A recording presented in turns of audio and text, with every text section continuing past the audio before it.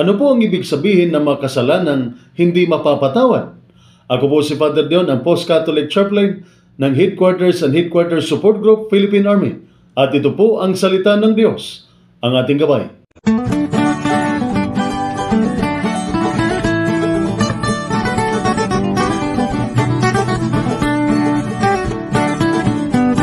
Ngayon po ay Monday ng ikatlong linggo sa karaniwang panahon at ang mabuting balita ng Panginoon ayon kay San Marcos. Papuri sa iyo, Panginoon.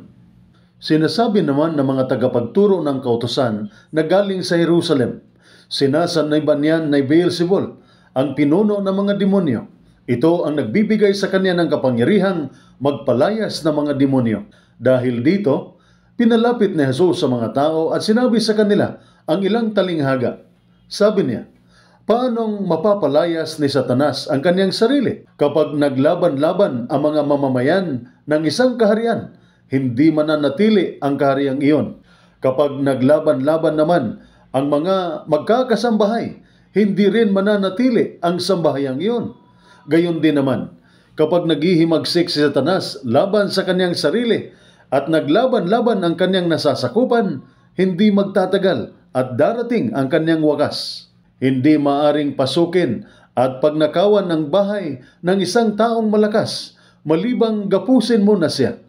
Kapag siya'y nakagapos na, saka pa lamang malulooban ang kanyang bahay. Tandaan ninyo ito, maaaring patawarin ang tao sa lahat ng kanyang kasalanan at paglapastangan. Ngunit, ang sinumang lumapastangan sa Espiritu Santo ay hindi mapapatawad. Ang ganyang kasalanan ay walang kapatawaran. Sinabi ito ni Jesus sapagkat may ilang nagsabing sinasaniban siya ng masamang espiritu. Ang mabuting balita ng ating Panginoon. Pinupuri ka namin, Panginoong Hesukristo. Mayroong isang tanyag na kaso sa Estados Unidos na pinamagatang United States versus Wilson na dinesisyonan noong 1830. Ito ay tungkol sa isang kriminal na si George Wilson na hinatulang mabilanggo sa loob ng 20 taon dahil sa pagnanakaw. Ngunit binigyan siya ng pardon. Pinatawad siya ng presidente ng Amerika na si President Andrew Jackson. Gayunpaman, tinanggihan ni George Wilson ang pardon o kapatawaran na ibinigay sa kanya ng presidente. Kaya ang tanong, dapat ba siyang palayain? Gayong hindi naman niya tinanggap ang pardon o kapatawaran na ipinagkaloob sa kanya. Ito ay dinala sa Korte Suprema ng Amerika kung saan si Justice John Marshall ang punong hukom.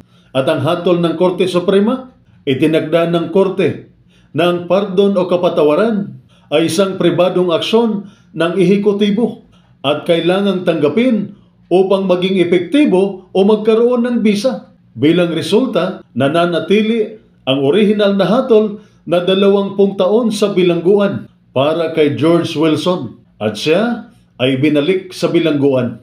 Ang kwentong ito ay nagpapaliwanag din sa atin tungkol sa kasalanang ayon sa ating Panginoon ay walang kapatawaran. Hindi ka nga mapapatawad kung tinatanggihan mo ang kapatawarang inaalok sa iyo ng Panginoon upang magkaroon ng bisa. Ang grasya ng awa at pagpapatawad ng Diyos, kailangan din natin itong tanggapin. At mas lalo nang hindi ka mapapatawad kung hindi mo kinikilala o tinanggap ang iyong pagkakasala. Kaya anuman ang ating kasalanan, ito ay mapapatawad. Kung may kababaang loob nating akuin at tanggapin ang ating pagkakasala at humingi sa Diyos ng kapatawaran. At para sa ating mga Katolikong Kristiyano, ang pagpapatawad ay ipinagkaloob sa atin sa pamamagitan ng sakramento ng kumbisal. Ito po ang salita ng Diyos, ang ating gabay. Manalangin tayo. Ama sa langit, habang nagsisilbi kami sa aming bansa, bigyan mo kami ng lakas ng loob na harapin ang bawat hamon. Ituro mo ang aming mga yapak at ingatan mo kami habang isinasakatuparan namin ang aming mga tungkulin. Bigyan mo kami ng karunungan upang magawa namin ang tama at ng lakas upang malampasan ang mga hadlang.